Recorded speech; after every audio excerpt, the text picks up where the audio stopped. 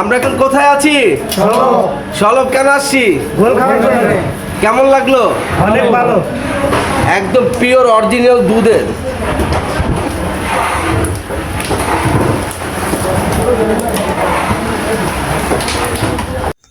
Hello everyone, আসসালামু আলাইকুম। আশা করি সবাই ভালো আছেন। Welcome to another blog. আজকের ব্লগটা একটু ডিফারেন্ট করছি।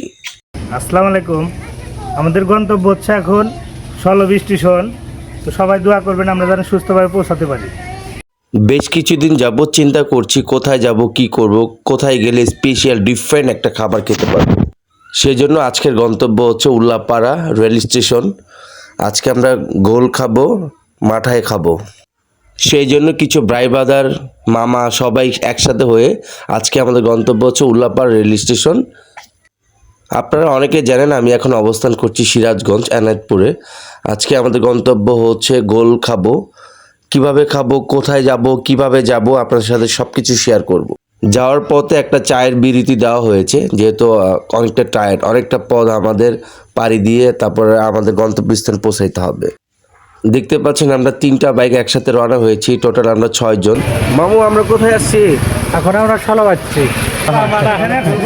গোল খাওয়ার জন্য আছি। গোল ভাইয়া আমার কয়েকবার আসা হলো। আমরা কোথায় আসছি এখন? আমরা সলব স্টেশন। ভাইয়া জি ভাই বলেন। আমরা কোথায় আসছি এখন? আমরা এখন আসছি সলব। এখানে আমাদের অনেকবার আসা হয়েছে, হ্যাঁ, কিন্তু আপনি রুসিলা করে আজকে আসা হয়েছে। আপনি অনেকদিন পরে ঢাকা থেকে আসছেন। দেখতে দেখতে আমাদের গন্তব্যস্থানে আমরা চলে এসেছি সলব দইগোর। এত অসাধারণ ছিল।